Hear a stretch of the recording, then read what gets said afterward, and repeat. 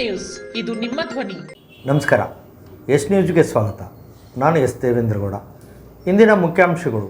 ಕಾರ್ಮಿಕ ವಿರೋಧಿ 4 ಸಂಹಿತೆ ವಾಪಸ್ಸಾತಿಗೆ ಆಗ್ರಹಿಸಿ ಜೆಸಿಟಿಯುನಿಂದ ಪ್ರತಿಭಟನೆ. ಮೇ 22ರಂದು ನಗರದಲ್ಲಿ ತಿರಂಗ ಯಾತ್ರೆ. ಪರಶುರಾಮ್. ಕಾಂಗ್ರೆಸ್ ಸಾಧನಾ ಸಮಾವೇಶ. ಬಸ್ಸುಗಳಿಲ್ಲದೆ ಪ್ರಯಾಣಿಕರ ಪರದಾಟ. ಭಾರತದ ಪ್ರಭುತ್ವ ಜರ್ಮನಿ ಹಿಟ್ಲರ್ ಫ್ಯಾಸಿಸಂ ಮಾದರಿ ನೀತಿ ಅನುಸರಿಸುತ್ತಿದೆ. ಶಿವಸುಂದರ್. ವಾರ್ತೆಗಳ ವಿವರ. ಅಭಿವೃದ್ಧಿಯ ಹೆಸರಿನಲ್ಲಿ ಕಾರ್ಪೊರೇಟ್ ಕಂಪನಿಗಳ ಸೇವಕರನ್ನಾಗಿ ಮಾಡಲು ರೂಪಿಸಿರುವ ಕಾರ್ಮಿಕ ವಿರೋಧಿ 4 ಕಾರ್ಮಿಕ ಸಂಹಿತೆಗಳನ್ನು ವಾಪಸ್ ಪಡೆಯಲು ಆಗ್ರಹಿಸಿ ಜೆಸಿಟಿಯುನಿಂದ ನಗರದ ಗಾಂಧಿ ವೃತ್ತದಲ್ಲಿ ಕಾರ್ಮಿಕ ಸಂಹಿತೆಗಳ ನೋಟಿಫಿಕೇಷನ್ ಪೇಪರ್ಗಳ ಪ್ರಕೃತಿ ದಹನ ಮಾಡುವ ಮೂಲಕ ಆಕ್ರೋಶ ವ್ಯಕ್ತಪಡಿಸಿದರು. ವೇತನ ಸಂಹಿತೆಗಳಲ್ಲಿ 4 ಕಾನೂನು ಕೈಗಾರಿಕಾ ಬಾಂಧವ್ಯ ಸಂಹಿತೆಯಲ್ಲಿ, 3 ಕಾನೂನು ಔದ್ಯೋಗಿಕ ಸುರಕ್ಷತೆ, ಆರೋಗ್ಯ ಮತ್ತು ಕೆಲಸದ ಪರಿಸ್ಥಿತಿಗಳ ಸಂಹಿತೆಯಲ್ಲಿ, 13 ಕಾನೂನು ಮತ್ತು ಸಾಮಾಜಿಕ ಭದ್ರತಾ ಸಂಹಿತೆಯಲ್ಲಿ, 9 ಕಾನೂನು ಸೇರಿದಂತೆ ಒಟ್ಟು 29 ಕಾನೂನುಗಳನ್ನು 4 ಸಂಹಿತೆಗಳಲ್ಲಿ ರೂಪೀಕರಿಸಲಾಗಿದೆ. ದೇಶದಲ್ಲಿ ಅತಿ ಹೆಚ್ಚು ಅಸಂಘಟಿತ ಸ್ಕೀಮ್ ಮತ್ತು ಅನೌಪಚಾರಿಕ ಕಾರ್ಮಿಕರನ್ನು ಕಾನೂನುಗಳಡಿಯಲ್ಲಿ ತರಬೇಕು ಮತ್ತು ₹600 ಒಂದು ದಿನದ ವೇತನ ನಿಗದಿ ಮಾಡಬೇಕೆಂಬ ಕೇಂದ್ರ ಕಾರ್ಮಿಕ ಸಂಘಟನೆಗಳ ಬೇಡಿಕೆಯನ್ನು ಕೇಂದ್ರ ಸರ್ಕಾರ ತಿರಸ್ಕರಿಸಿದೆ. ವೇತನ ಸಂಹಿತೆಯಲ್ಲಿ 15ನೇ ILCಯ ಕನಿಷ್ಠ ವೇತನ, ನ್ಯಾಯಸಮ್ಮತ ಮತ್ತು ಜೀವಿತ ವೇತನಗಳನ್ನು ನಿಗದಿ ಮಾಡುವ ಅಂಶಗಳನ್ನು ಒಳಗೊಳ್ಳುವ ಬದಲಿಗೆ ₹187 ನೆಲದ ಕೂಲಿಯನ್ನು ನಿರ್ದಿಷ್ಟಗೊಳಿಸಿದ್ದರಿಂದ ಇನ್ನು ಮುಂದೆ ವೇತನ ಹೆಚ್ಚಳಗಳಿಗೆ ಪೆಟ್ಟು ಬೀಳುತ್ತದೆ. ಇನ್ನು ಮುಂದೆ 18,000ಕ್ಕಿಂತ ಹೆಚ್ಚು ವೇತನ ಪಡೆಯುವವರು ಸೂಪರ್ವೈಸರ್ಗಳು, ಅಪ್ರೆಂಟಿಸ್ಗಳು, 40 ಕಾರ್ಮಿಕರಿದ್ದು ವಿದ್ಯುತ್ ರಹಿತ ಉದ್ಯಮಗಳಲ್ಲಿರುವ ಕಾರ್ಮಿಕರು, 50ಕ್ಕಿಂತ ಕಡಿಮೆ ಗುತ್ತಿಗೆ ಕಾರ್ಮಿಕರನ್ನು ಹೊಂದಿರುವ ಗುತ್ತಿಗೆದಾರರು ಲೈಸೆನ್ಸ್ ತೆಗೆದುಕೊಳ್ಳಬೇಕಿಲ್ಲ. ಇದರಿಂದಾಗಿ ಭಾರತದ 70% ಕಾರ್ಮಿಕರಿಗೆ ಕಾರ್ಮಿಕ ಕಾನೂನುಗಳು ಅನ್ವಯವಾಗುವುದಿಲ್ಲ. 100ಕ್ಕಿಂತ ಹೆಚ್ಚು ಕಾರ್ಮಿಕರಿದ್ದರೆ ಕಾರ್ಖಾನೆಗಳ ಲೇ ಆಫ್, ರಿಟ್ರೆಂಚ್ಮೆಂಟ್ ಮತ್ತು ಕಾರ್ಖಾನೆ ಮುಚ್ಚುವಿಕೆಗೆ ಸರ್ಕಾರದ ಪೂರ್ವಾನುಮತಿ ಪಡೆಯಬೇಕಿತ್ತು. ಈಗ 300 ಕಾರ್ಮಿಕರಿಗೆ ಹೆಚ್ಚಿಸಲಾಗಿದೆ. ಇದರಿಂದ ಯಾವಾಗ ಬೇಕಾದರೂ ಕಾರ್ಖಾನೆ ತೆರೆಯಬಹುದು, ಬೇಡದಿದ್ದರೆ ಮುಚ್ಚಬಹುದಾದ ಸ್ವಾತಂತ್ರ್ಯವನ್ನು ಮಾಲೀಕರಿಗೆ ಕೊಡಲಾಗಿದೆ. ಸಂಘಕ್ಕೆ ಮಾನ್ಯತೆ ನೀಡುವ, ಸಂಘದೊಂದಿಗೆ ಚೌಕಾಶಿ ಮಾಡುವ ಸಂಪೂರ್ಣ ಹಕ್ಕು ಮಾಲೀಕರ ಮರ್ಜಿಗೆ ಬಿಡಲಾಗಿದೆ. ಈ ಹಿನ್ನೆಲೆಯಲ್ಲಿ ಕಾರ್ಮಿಕರ ಹಿತಾಸಕ್ತಿಯನ್ನು, ಅವರ ಹಕ್ಕುಗಳಿಗೆ ಧಕ್ಕೆ ತರುವಂತಹ 4 ಕಾರ್ಮಿಕ ಸಂಹಿತೆಗಳನ್ನು ರದ್ದುಗೊಳಿಸಲು ಕೇಂದ್ರ ಸರ್ಕಾರ ಮುಂದಾಗಬೇಕೆಂದು ಇಂದು ಪ್ರತಿಭಟನೆಯ ಮೂಲಕ CITU ಲಿಂಗಸೂಗೂರು ತಾಲೂಕು ಸಮಿತಿಯು ಕೇಂದ್ರ ಸರ್ಕಾರವನ್ನು ಒತ್ತಾಯಿಸುತ್ತದೆ. ಒಂದು ವೇಳೆ ಸಂಹಿತೆಗಳನ್ನು ವಾಪಸ್ ಪಡೆಯುವಲ್ಲಿ ಸರ್ಕಾರ ನಿರ್ಲಕ್ಷಿಸಿದರೆ ಜುಲೈ 9, 2025ರಂದು ದೇಶದ ಎಲ್ಲ ಕಾರ್ಮಿಕ ಸಂಘಟನೆಗಳು ಸಾರ್ವತ್ರಿಕ ಮುಷ್ಕರ ನಡೆಸುವುದರ ಮೂಲಕ ಕೇಂದ್ರ ಸರ್ಕಾರಕ್ಕೆ ಪಾಠ ಕಲಿಸಲು ತೀರ್ಮಾನಿಸಲಾಗಿದೆ ಎಂದು ಸಂಘಟನೆಯ ಮುಖಂಡರು ಎಚ್ಚರಿಸಿದರು. ಈ ಸಂದರ್ಭದಲ್ಲಿ ಅನ್ವರ್ ಪಾಷಾ ತುರ್ಬಿಹಾಳ್, ನಾಗರಾಜ್ ಪೂಜಾರ್, ಬಾಸುಮಿಯಾ, ಭೀಮರಾಯ್, ಬಸವಂತರಾಯಗೌಡ ಕಲ್ಲು, ಬಸವರಾಜ್ ಎಕ್ಕಿ, ಹೊನ್ನೂರಪ್ಪ, ವೀರೇಶ್ ನಾಯಕ್, ಮರಿಯಪ್ಪ ಕುಂಬಾರ್, ಗರೀಬ್ ಕೊಡ್ಲಿ, ಅಪ್ಪಣ್ಣ ಕಾಂಬ್ಳೆ, ಶಂಕರಪ್ಪ, ಬಿ ಲಿಂಗಪ್ಪ, ಎಂ ಗೋಪಾಲಕೃಷ್ಣ, ವೆಂಕನಗೌಡ ಗದ್ರಟಿಗಿ ಸೇರಿದಂತೆ ಅನೇಕರು ಪ್ರತಿಭಟನೆಯಲ್ಲಿ ಭಾಗವಹಿಸಿದ್ದರು. ಮೇ 22ರಂದು ನಗರದಲ್ಲಿ ತಿರಂಗ ಯಾತ್ರೆ ಹಮ್ಮಿಕೊಳ್ಳಲಾಗಿದೆ. ನಗರದ ಹಾಗೂ ತಾಲೂಕಿನ ಜನರು ಹೆಚ್ಚಿನ ಸಂಖ್ಯೆಯಲ್ಲಿ ಬಂದು ತಿರಂಗ ಯಾತ್ರೆಯಲ್ಲಿ ಯಶಸ್ವಿಗೊಳಿಸುವಂತೆ ಅಖಿಲ ಕರ್ನಾಟಕ ಮಾಜಿ ಸೈನಿಕ ಸಂಘದ ತಾಲೂಕು ಅಧ್ಯಕ್ಷರಾದ ಪರಶುರಾಮ್ ತುರ್ಕಟ್ಟಿ ಸಾರ್ವಜನಿಕರಲ್ಲಿ ಮನವಿ ಮಾಡಿಕೊಂಡಿದ್ದಾರೆ. ನಗರದ ಪತ್ರಿಕಾ ಭವನದಲ್ಲಿ ಕರೆದ ಸುದ್ದಿಗೋಷ್ಠಿಯಲ್ಲಿ ಮಾತನಾಡಿದ ಅವರು, ಪೆಲ್ಗಾವದಲ್ಲಿ ಹಿಂದೂಗಳನ್ನು ಕೊಂದ ಪಾಕಿಸ್ತಾನ ಉಗ್ರರ ಕೃತ್ಯವನ್ನು ನಮ್ಮ ಸಂಘ ಉಗ್ರವಾಗಿ ಖಂಡಿಸುತ್ತದೆ ಎಂದರು. ಉಗ್ರರ ದಾಳಿಗೆ ಪ್ರತಿದಾಳಿಯಾಗಿ ನಮ್ಮ ಸೈನಿಕರು ಆಪರೇಷನ್ ಸಿಂಧೂರ್ ಮೂಲಕ ಪಾಕಿಸ್ತಾನದ ಉಗ್ರರ ನೆಲೆಗಳನ್ನು ಧ್ವಂಸ ಮಾಡುವ ಮೂಲಕ ನಮ್ಮ ಸೈನಿಕರು ತಕ್ಕ ಉತ್ತರ ನೀಡಿದ್ದಾರೆ ಎಂದರು. ಮಾಜಿ ಸೈನಿಕರ ಸಂಘದ ನೇತೃತ್ವದಲ್ಲಿ ಮೇ 22ರಂದು ಪಕ್ಷಾತೀತವಾಗಿ ತಿರಂಗ ಯಾತ್ರೆ ಹಮ್ಮಿಕೊಂಡಿದ್ದು, ಮುಂಜಾನೆ ಪ್ರವಾಸಿ ಮಂದಿರದಿಂದ ಹೊರಟ ಯಾತ್ರೆ ನಗರದ ಪ್ರಮುಖ ವೃತ್ತಗಳಲ್ಲಿ ಸಂಚರಿಸಿ ಜನರಲ್ಲಿ ರಾಷ್ಟ್ರ ಪ್ರೇಮ ಮೂಡುವಂತೆ ಮಾಡಲಾಗುವುದು ಎಂದರು. ಮಾಜಿ ಸೈನಿಕರ ಸಂಘದ ತಾಲೂಕಾ ಪ್ರಧಾನ ಕಾರ್ಯದರ್ಶಿಯಾದ ವೀರೇಶ್ ಯಾದವ್, ಬಿಜೆಪಿ ಮುಖಂಡರಾದ ಎಂ ದೊಡ್ಡಬಸವರಾಜ್, ವೆಂಕೋಬ್ ನಾಯಕ್, ಮಲ್ಲಿಕಾರ್ಜುನ್ ಜೀನೂರ್, ಶಿವಬಸನಗೌಡ ಗೊರೆಬಾಳ್, ರಾಮಮೂರ್ತಿ, ಮೋನೇಶ್ ದಿದ್ದಿಗಿ ಸೇರಿದಂತೆ ಅನೇಕರು ಪತ್ರಿಕಾಗೋಷ್ಠಿಯಲ್ಲಿ ಹಾಜರಿದ್ದರು. ಕಾಂಗ್ರೆಸ್ ಪಕ್ಷದ ಸಾಧನಾ ಸಮಾವೇಶಕ್ಕೆ ಬಸ್ಸುಗಳು ಹೋಗಿರುವುದರಿಂದ ಬಸ್ಸುಗಳಿಲ್ಲದೆ ಪ್ರಯಾಣಿಕರು ಪರದಾಡುವಂತಾಗಿದೆ. ನಗರದ ಕೇಂದ್ರ ಬಸ್ ನಿಲ್ದಾಣದಲ್ಲಿ ಜನಜಂಗುಳಿ ಕಂಡುಬಂತು. ಕಾಂಗ್ರೆಸ್ ಪಕ್ಷದ ನೇತೃತ್ವದ ಸರ್ಕಾರ ರಾಜ್ಯದಲ್ಲಿ ಅಧಿಕಾರಕ್ಕೆ ಬಂದು 2 ವರ್ಷ ಪೂರೈಸಿದ ಹಿನ್ನೆಲೆಯಲ್ಲಿ ಪಕ್ಷದ ವತಿಯಿಂದ ವಿಜಯನಗರ ಜಿಲ್ಲೆಯ ಹೊಸಪೇಟೆಯಲ್ಲಿ ಕಾಂಗ್ರೆಸ್ ಪಕ್ಷದ ಸಾಧನಾ ಸಮಾವೇಶ ಹಮ್ಮಿಕೊಳ್ಳಲಾಗಿದೆ.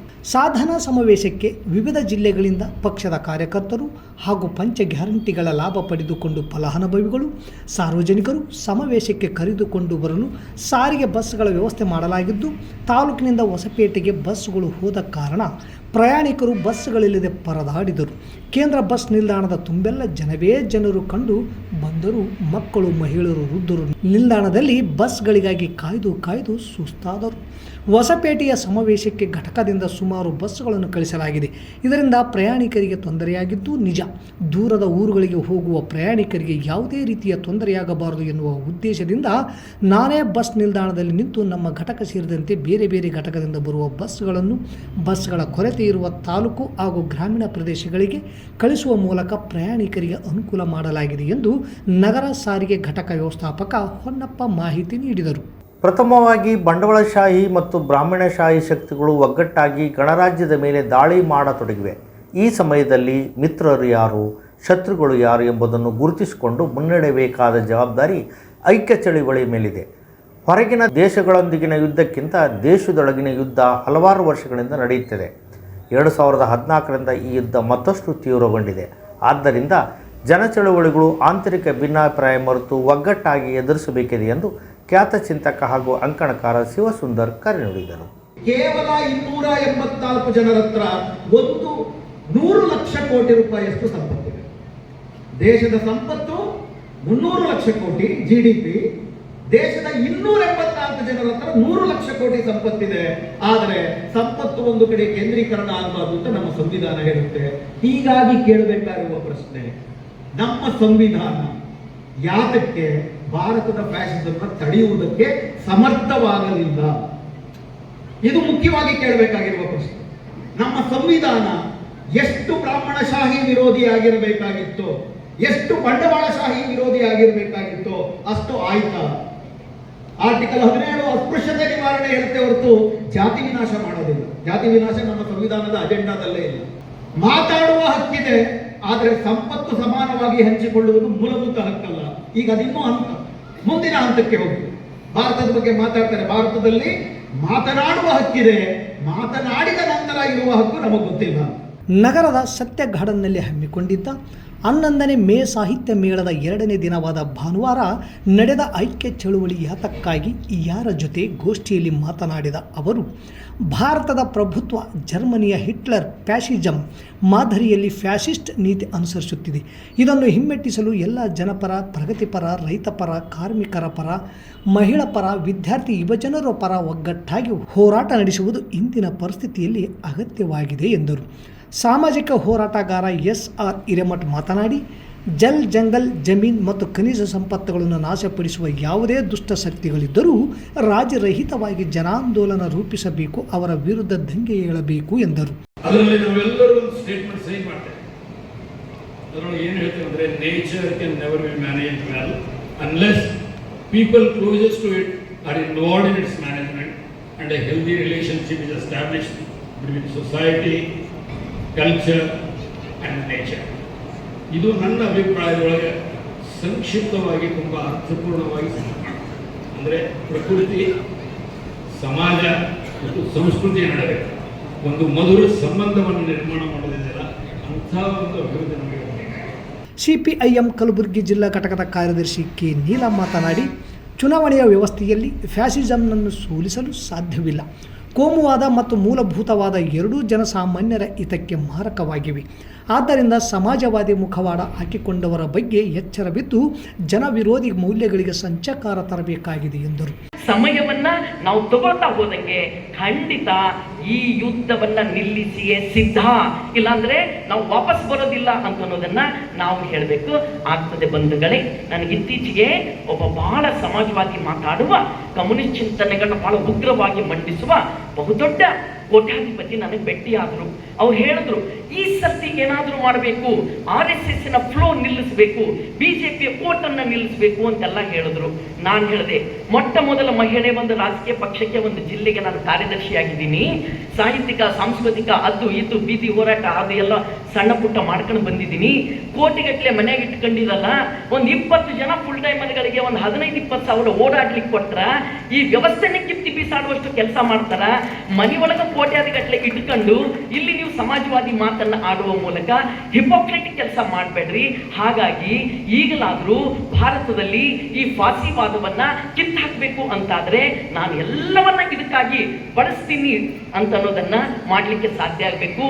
ರೈತ ಮುಖಂಡ ಚಾಮರಸ್ ಮಾಲಿಪಾಟೀಲ್, CPIML ಲಿಬರೇಷನ್ ಕ್ಲಿಪ್ಟನ್ ರೋಜಾರಿಯೋ ಮಾತನಾಡಿ 2014ರಲ್ಲಿ ಹಲವಾರು ಸುಳ್ಳುಗಳನ್ನು ಹೇಳಿ ಅಧಿಕಾರಕ್ಕೆ ಬಂದ ಕೇಂದ್ರ ಬಿಜೆಪಿ ಸರ್ಕಾರ ರೈತರ ಆದಾಯ ದುಪ್ಪಟ್ಟು ಮಾಡುವ ಮತ್ತು ಬೆಳೆದ ಬೆಳೆಗೆ ಬೆಂಬಲ ಬೆಲೆ ಕೊಡುವುದಾಗಿ ನೀಡಿದ ಭರವಸೆಯನ್ನು ಹುಸಿ ಮಾಡಿದೆ.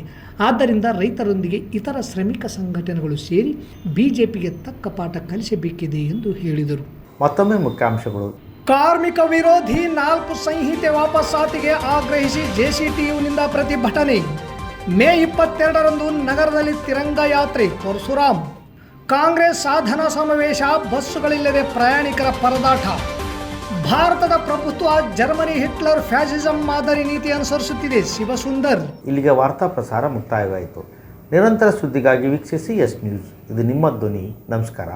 ನಿಮ್ಮ ಮಕ್ಕಳ ಉಜ್ವಲ ವಿದ್ಯಾಭ್ಯಾಸಕ್ಕಾಗಿ ಹಿಂದೆ ಭೇಟಿ ಕೊಡಿ ಇಂದಿನ ಪ್ರಿಯದರ್ಶಿನಿ ಸೆಂಟ್ರಲ್ ಸ್ಕೂಲ್ ಇಂಗ್ಲಿಷ್ ಮಾಧ್ಯಮ ಶಾಲೆ, ಸತ್ಯ ಗಾರ್ಡನ್ ಹತ್ತಿರ, ಸಿಂಧನೂರು. 2025-26ನೇ ಸಾಲಿನ ಪ್ರವೇಶಗಳು ಪ್ರಾರಂಭ.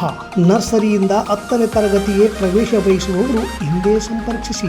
ಸುಸಜ್ಜಿತ ಶಾಲಾ ಕೊಠಡಿಗಳನ್ನು ಹೊಂದಿರುವ CBSC ಮಾನ್ಯತೆ ಪಡೆದ ಏಕೈಕ ಶಾಲೆಯಾಗಿದೆ. ವಿಶಾಲವಾದ ಕ್ರೀಡಾ ಮೈದಾನ, ಉತ್ತಮ ವಾತಾವರಣ, ನಗರಕ್ಕೆ ಹತ್ತಿರ ಇರುವ ಶಾಲೆಯಾಗಿದೆ. ನರ್ಸರಿಯಿಂದ 10ನೇ ತರಗತಿಯ ಎಲ್ಲ ವಿದ್ಯಾರ್ಥಿಗಳಿಗೆ ಭದ್ರತೆಯಿಂದ ಕೂಡಿದ ವಿದ್ಯಾ ವಿಧಾನವನ್ನು ಒದಗಿಸುವುದು ನಮ್ಮ ಗುರಿ.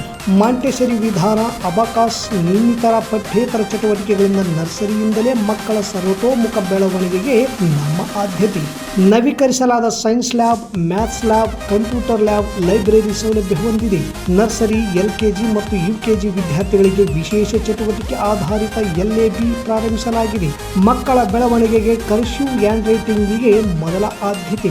ಮಕ್ಕಳ ದೈಹಿಕ ಹಾಗೂ ಮಾನಸಿಕ ದೃಢತೆಗಾಗಿ ಇನ್ನಿತರ ಚಟುವಟಿಕೆಗಳಾದ ಇಂಡೋರ್ ಮತ್ತು ಔಟ್ಡೋರ್ ಕ್ರೀಡೆಗಳು, ಯೋಗ, ಸಂಗೀತ, ಚಿತ್ರಕಲೆ, ಕ್ವಿಜ್ ಕಾಂಪಿಟೇಷನ್ಗೆ ತರಬೇತಿ ನೀಡಲಾಗುತ್ತದೆ. ಉತ್ತಮ ಸ್ನಾತಕೋತ್ತರ ತರಬೇತಿ ಪಡೆದ ಶಿಕ್ಷಕರಿಂದ ಥಿಯರಿ ಮತ್ತು ಪ್ರಾಕ್ಟಿಕಲ್ ವಿಷಯಗಳ ಬೋಧನೆಯಿಂದ ಸತತವಾಗಿ 16 ವರ್ಷಗಳಿಂದ 10ನೇ ತರಗತಿಯಲ್ಲಿ ಜಿಲ್ಲಾ ಮಟ್ಟ ಹಾಗೂ ತಾಲೂಕು ಮಟ್ಟದಲ್ಲಿ ಅತ್ಯುತ್ತಮ ಫಲಿತಾಂಶ ನಮ್ಮದಾಗಿದೆ. ಸೈನ್ಸ್ ಎಕ್ಸಿಬಿಷನ್ಗಾಗಿ ಬಯೋ ರಂಗೋಲಿಯ ಕೌಶಲ್ಯ ನಮ್ಮ ವಿದ್ಯಾರ್ಥಿಗಳ ಕೌಶಲ್ಯಕ್ಕೆ ಉದಾಹರಣೆಯಾಗಿದೆ. ನಿಮ್ಮ ಮಕ್ಕಳ ಸುಂದರವಾದ ಭವಿಷ್ಯ ನಿಮ್ಮ ಕನಸಾದರೆ ಅದನ್ನು ನನಸಾಗಿಸುವುದು ನಮ್ಮ ಶಾಲೆಯ ಅಂತಿಮ ಗುರಿ. ನೈತಿಕ ಮತ್ತು ಮಾದರಿ ಆಧಾರಿತ ಶಿಕ್ಷಣಕ್ಕೆ ಮೊದಲ ಆದ್ಯತೆ ನೀಡುತ್ತಿದ್ದೇವೆ. ವಿಜ್ಞಾನ ಪ್ರದರ್ಶನ, ಚಂದ್ರಯಾನ 3, ಸಾವಯವ ಕೃಷಿ ವಿಧಾನಗಳು ಸಹ ವಿಶೇಷ ಪ್ರಯೋಗಗಳನ್ನು ನಮ್ಮ ವಿದ್ಯಾರ್ಥಿಗಳು ಮಾಡುತ್ತಿದ್ದಾರೆ. ಹೆಚ್ಚಿನ ಮಾಹಿತಿಗಾಗಿ Indira Priyadarshini central school English ಮಾಧ್ಯಮ ಶಾಲೆ, ಸತ್ಯ ಗಾರ್ಡನ್ ಹತ್ತಿರ, ಸಿಂಧನೂರು. ಮೊಬೈಲ್ ನಂಬರ್ 9845957019 ಹಿಂದೆ ಸಂಪರ್ಕಿಸಿ.